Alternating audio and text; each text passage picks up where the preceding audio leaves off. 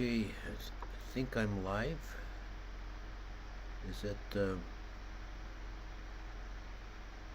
Let me know in the chat if you're seeing and hearing this. I'm not seeing an indication.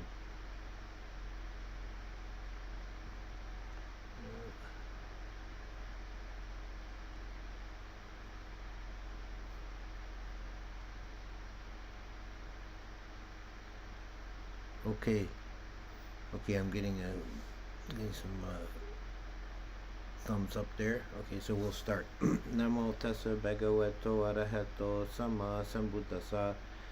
Namo tassa bhagavato arahato sama sambuddhassa. Namo tassa bhagavato arahato sama sambuddhassa. So today we're going to continue moving up through the realms. We started last week with the hell realms, and it's going to be another cheerful session today. I want to talk about the ghost realm, the Petas.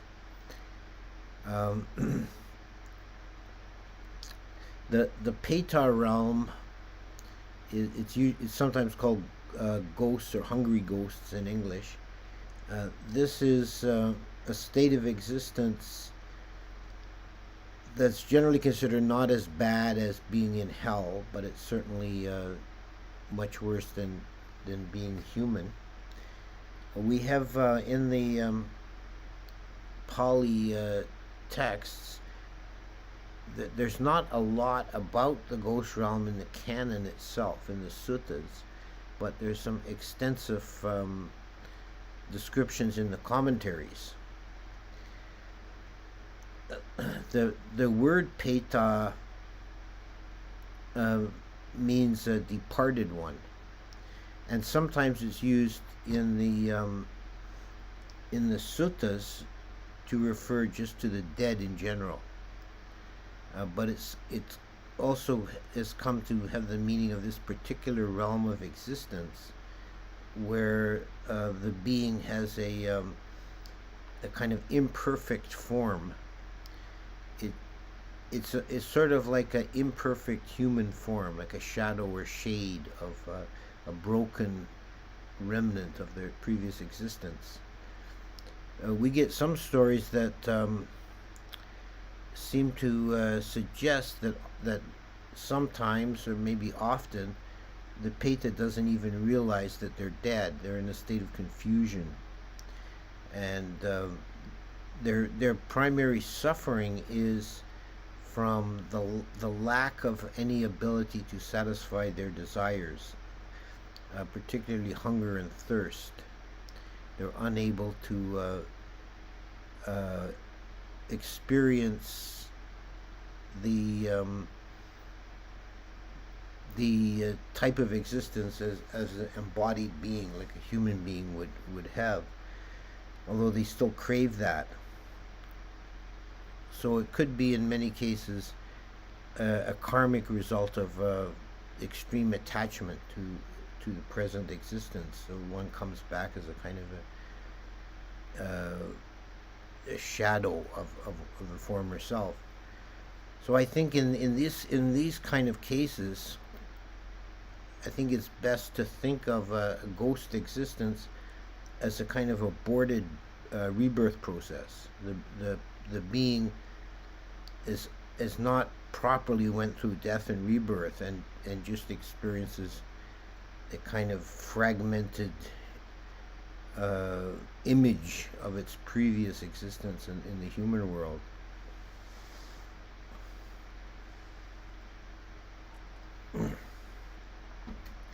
There is one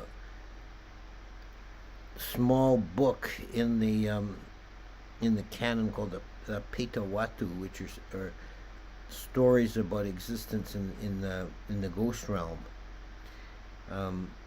It's like it's parallel to the Wana Watu, which is the story of Dewa realms, in that the canonical text is composed of verse, and then there's commentarial stories that fill it out, and that are really more accessible.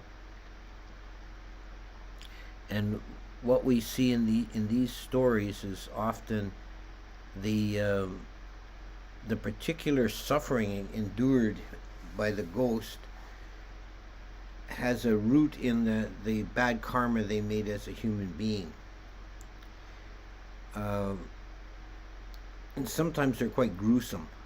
There's one story about a woman who, as in ancient India, many of the, particularly the upper caste marriages were polygamous. So, and there were several wives to one husband, and it's often a trope in these stories about the wives being rivals and doing bad things to each other. And in this case, one of the wives was jealous that the other wife was pregnant before she was and would produce the heir. So she got some medicine, poisonous medicine, and give it to her, and it killed the fetus. So the woman had a miscarriage. So as a result of that, she was born as a nasty-looking Peta, who every morning she'd give birth to 5 babies, and then in the evening she was consumed with overwhelming hunger and she ate them all. And she went through this suffering for a long time. I'm getting an error message from YouTube here. I hope this stream is not crapped out.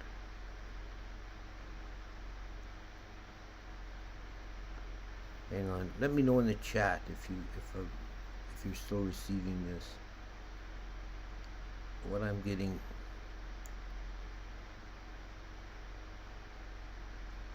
I don't know why I'm getting this error message from YouTube.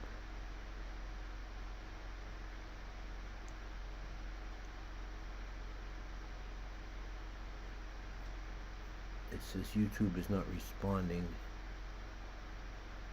not receiving enough video to maintain smooth.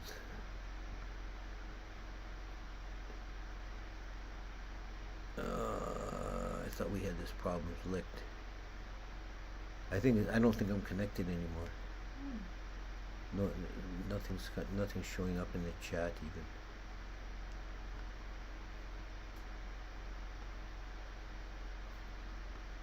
Is there a way to close out and reopen? Oh wait.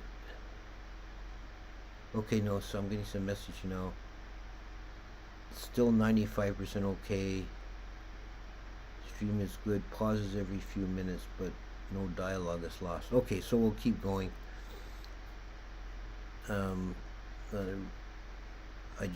was an error message came up saying YouTube was complaining about something. So we're talking about the karmic results of experienced by Petas.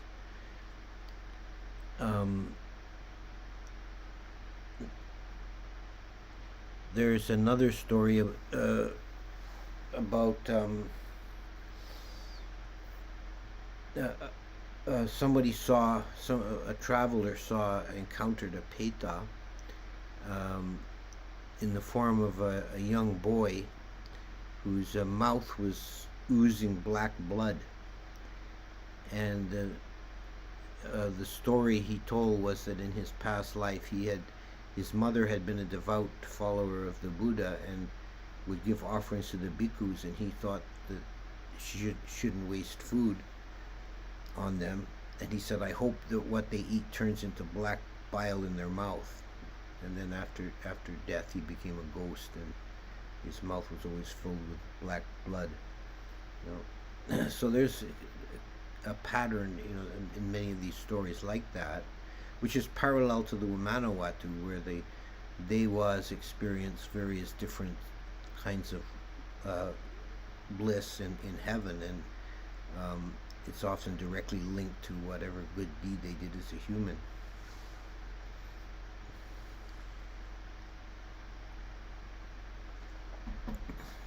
There's a particular kind of a Peta that's called a Wana Peta. that could be considered like a part-time Peta. Someone who's made very mixed karma. They've done a lot of good deeds, but some very bad deeds in their life, and part of their time after death is experienced as a dewa, and part as a Peta. And sometimes it goes with the phases of the moon. In other cases, they enjoy dewa-like happiness by day and suffering by night. And there's one story of this type where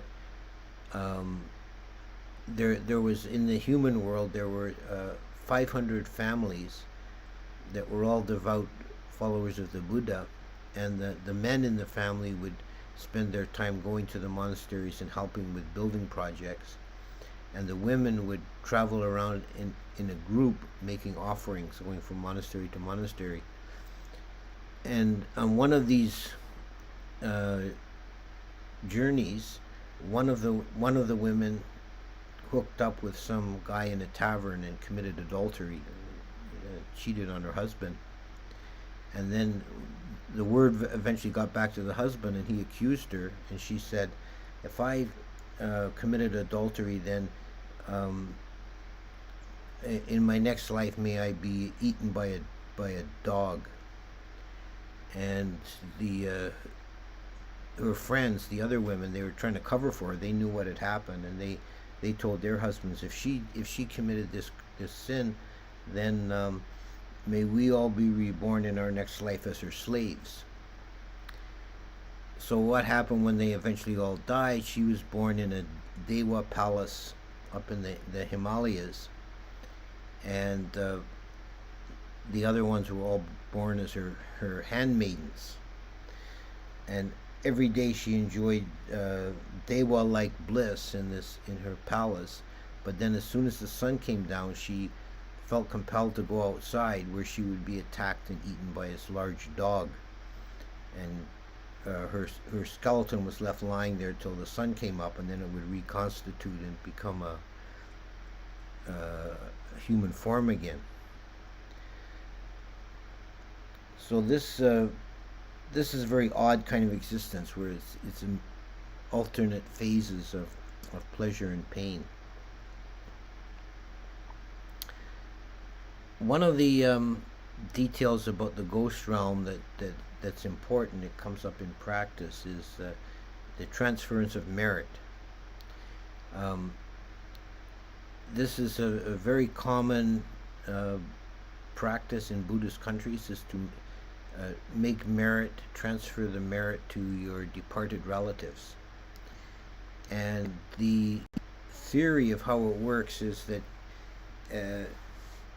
a person in the ghost realm can only receive benefit indirectly. You can't give anything to a ghost. You can't benefit them directly.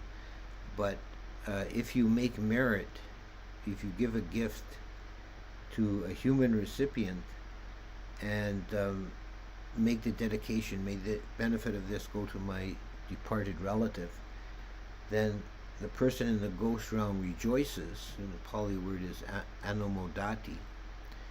So we call a chant that dedicates merit, we call an anumodana, the chant of rejoicing. Like the chant we do every day at mealtime is an anumodana. We're rejoicing in the merit given by the offering of food. And it's directly in the words of the chant is that this will benefit your departed relatives very greatly.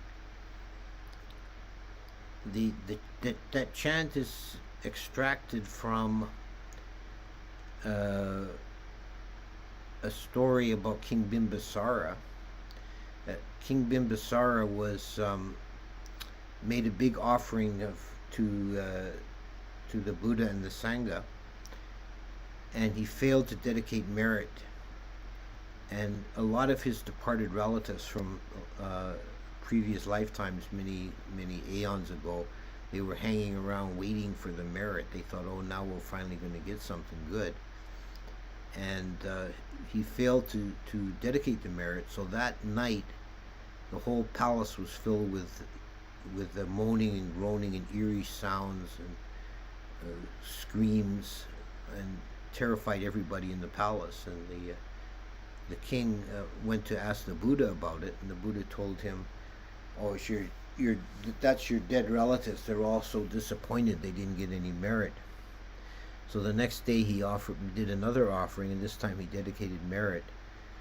And it said that, for example, when he offered a glass of water to the Buddha, there instantly appeared in the Dewa realm fountains of water. Everything was kind of multiplied and exaggerated in the Dewa realm. When he offered a spoonful of rice, it became a table laden with rice and curries and all kinds of delicious food in the Dewa realm. So the Dewas enjoyed all these kind of sense pleasures.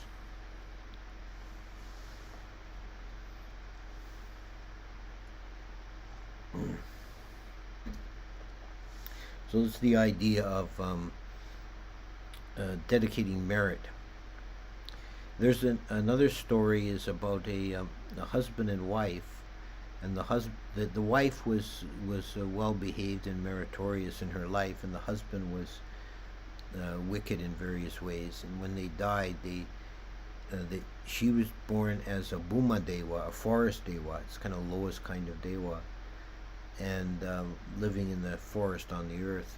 And her husband was born as a Peta, and they were still kind of associated. He'd come around to her place and beg for. He was as a Peta. In his Peta existence, he was hungry and thirsty, and he was naked. He had nothing to wear, and he would come around begging for food and drink and clothing. And she tried to give him food, but if she gave him a bowl of food, it would just turn to ash. And she gave him a cloth to wear, and it turned into a blazing hot sheet of metal. So he couldn't receive anything from her. And then she encountered a bhikkhu who had divine eye, and he could see into these other realms. And he told her, "You cannot give anything hand to hand, hata hatena, to a ghost. You have to make an offering and dedicate the merit." So she offered some food and cloth to this bhikkhu, and immediately the ghost received the benefit of it.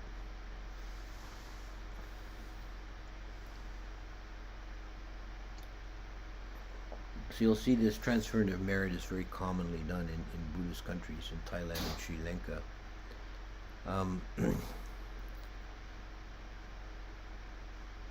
My experience in living in Thailand is that there's a lot of ghost stories.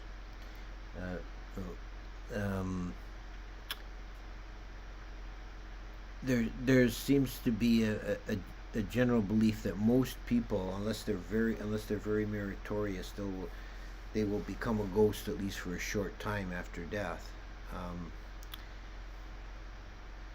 And there's also the idea is very common that if someone dies suddenly, particularly by violence, but even if it's accidental, but if they die unexpectedly and suddenly, then they're likely to become a ghost because they'll be confused. They won't know that they're dead. So there's often the practice in Thailand, when someone dies, the general way of disposing of the corpse is cremation.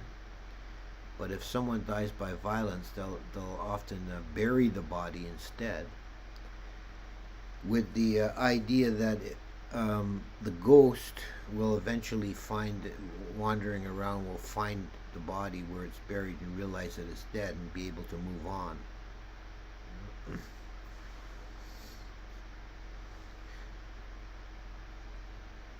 Whereas if the body were destroyed completely by cremation, then the ghost would remain in a confused state.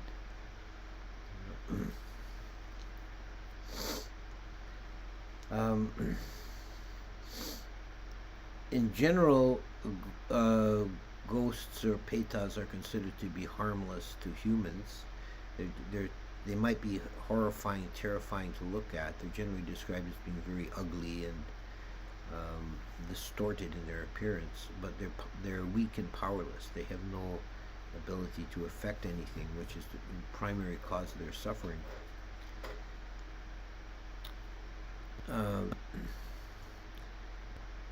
So fear of ghosts that people experience is not really a fear of any actual harm or danger that they can cause, but just of their loathsome appearance.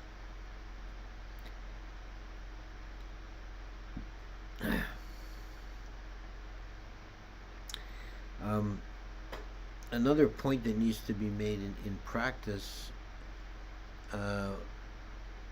it's particularly advised in the Visuddhimagga, for example, not to extend metta to beings in the ghost realm. And the reason being that if someone's in the ghost realm and you extend metta to them, they're attracted to that energy, and they're going to possibly hang around, and it also might prevent them from moving on and taking a proper rebirth. So the proper way to do good for the deceased is, as previously discussed, transference of merit.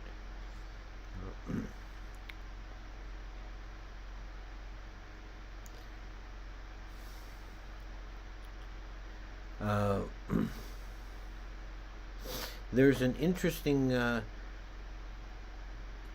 section of short suttas in the Samyutta Nikaya where Moggallana encounters different ghosts. And they're described in some detail. They're various kind of hideous forms, like a skeleton or a headless trunk. One of the stories that has a little bit of a kind of comic twist is he sees a Peta with just his head sticking out of a cesspit, like a pit full of dung, and he asks him, what did you do to deserve this fate? And he says, when he was a human being, he became associated with a evil-minded bhikkhu who was corrupt, and he supported him and abused the good bhikkhus. And Moggallana asked him, what became of that bad bhikkhu? He says, I'm standing on his shoulders.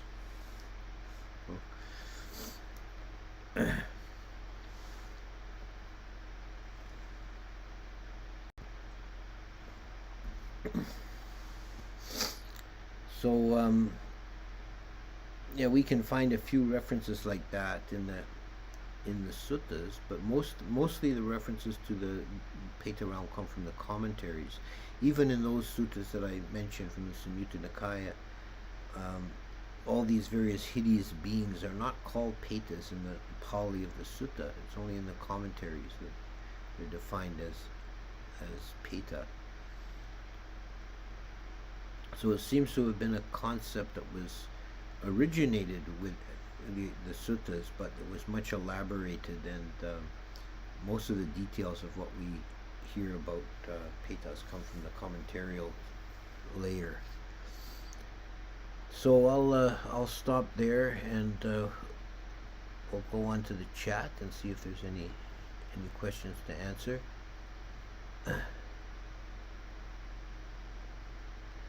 Can a person be a hungry ghost in this life, a drug user, for example? Yeah, I think that there's some truth to that.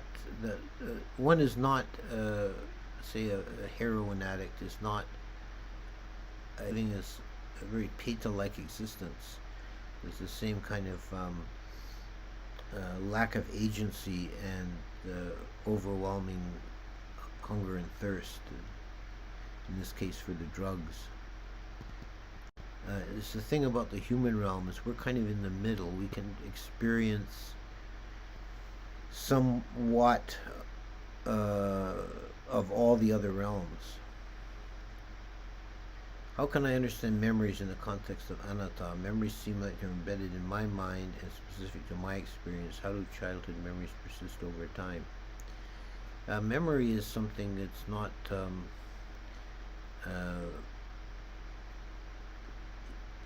it's kind of mysterious. It's uh, some kind of imprint in the continuity. It's like karma. I think it's related to karma. Because karma of what you've done in the past is also has a effect in the present. So memory is like an image that comes up from something experienced in the past.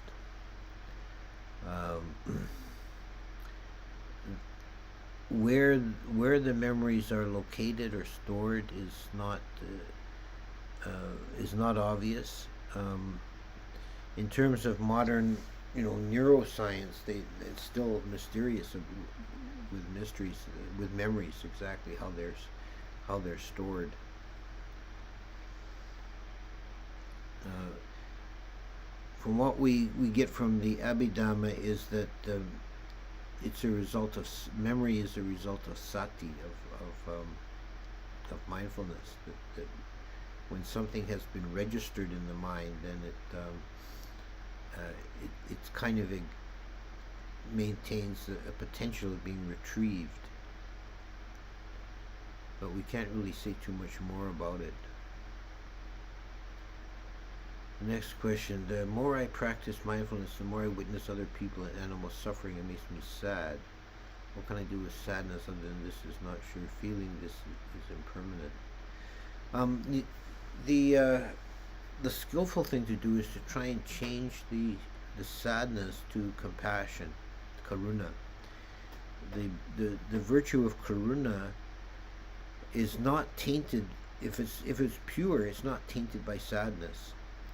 You just have a wholesome wish that suffering be relieved. There's no benefit in the vicarious suffering. You don't confuse pity, pity. English pity, P-I-T-Y. Don't mistake that for karuna or compassion. It's not the same thing. Compassion, karuna might inspire you to action to relieve suffering, but in some cases you will see suffering that you can do nothing about, and you still feel karuna, but it's not beneficial to either yourself or to the suffering person to take on further suffering and to become saddened by it. Do you suppose beings can even exist with these beings even exist within the universe, in the energy field of atoms? Any ideas?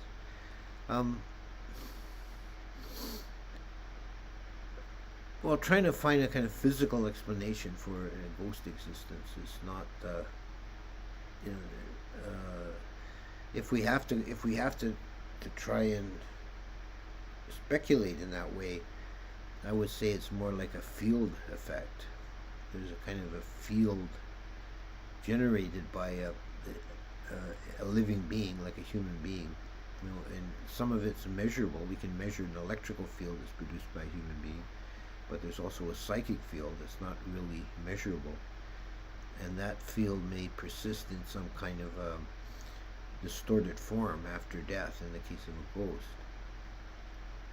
So rather than think about atoms, think about field effects if you're really fishing for a physical explanation. Since Buddhists offer loving kindness daily, does that draw ghost realm entities to monastics more than most? I don't think so. I don't particularly see why. They're drawn to what I said about not extending loving kindness directly to a Peta is because that creates a kind of psychic link, and they may be drawn. But if you're just extending general metta, I don't think that really has that effect. What do the works of Theosophy, Blavatsky, Leadbeater, etc., occult Buddhism have to teach? You read The Inner Life, and so what do you think of the work? I haven't really made a study of Theosophy. I've read bits and pieces of not even a whole book worth, but I've read bits and pieces of Blavatsky and of Rudolf Steiner. Um, yeah, they're they're kind of interesting, but their base was Eastern teachings, particularly Buddhism, but also mixed up with Hinduism, and uh, then they add their own twist to it. So I don't know. I'm not really drawn to that kind of a tradition. It seems like it's distorted. How did Venerable Moggallana see the Petas?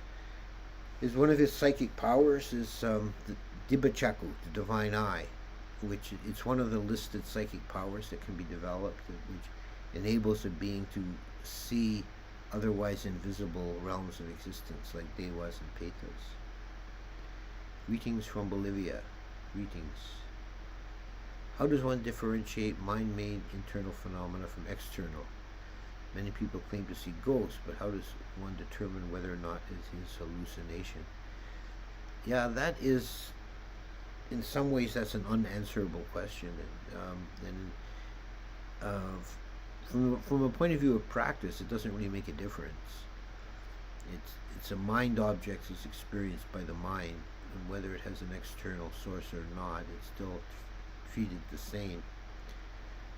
But from a practical point of view, you might want to have some idea whether it's external or internal. And I don't know if there's a real definite touchstone, except if it's more than one person sees the same entity, then you could be quite sure that there's something external if it's referenced by two or more people.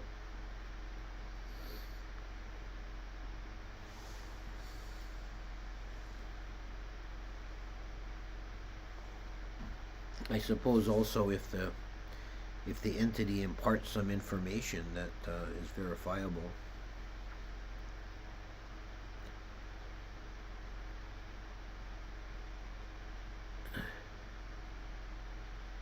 Okay, Shashank is asking if I could screenshot the errors. If it happens again, I'll try and do that. It's come and gone. I don't have it anymore. Hello, Ajahn. Where did Zen Buddhism originate? Zen Buddhism traces its origin back to India and the Yogacara school. Mature Zen, it was really a Chinese development, where in China it was called Chan. They have the Zen people have a story about their origin, taking it back to the Buddhist time, although it's more of a mythical kind of a story, but it's actually kind of a nice story. The Buddha was giving a discourse, or the monks had gathered to hear the Buddha give a discourse, and he just sat silently. He didn't say anything. And then after a longish time, he picked up a flower and twirled it in his fingers. And in the whole crowd of bhikkhus, the only one to react was Mahakassapa, who smiled. And the Buddha pointed to him and says, Mahakassapa understands. And they say that was the wordless transmission of Zen, the beginning of the Zen tradition, and they attribute Mahakassapa as the founder of the Zen tradition.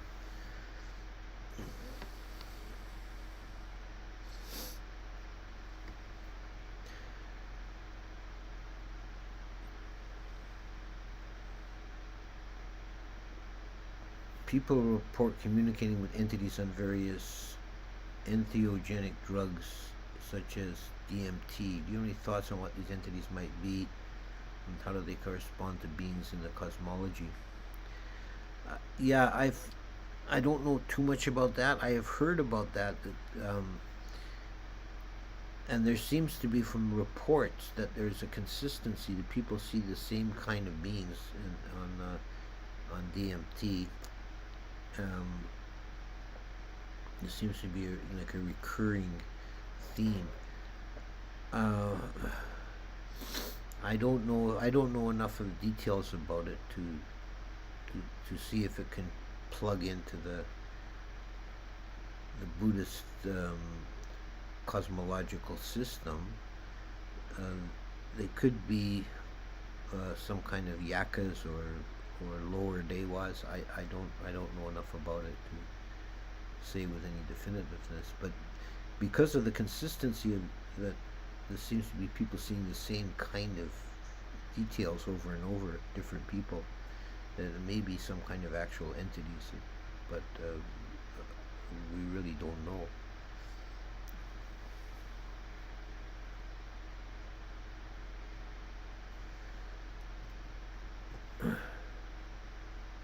Okay, so I think I see there's a slowdown in people seem to have stopped asking questions. So maybe we'll make an ending there for this week, and next week we're going to deal with the animal realm. Okay.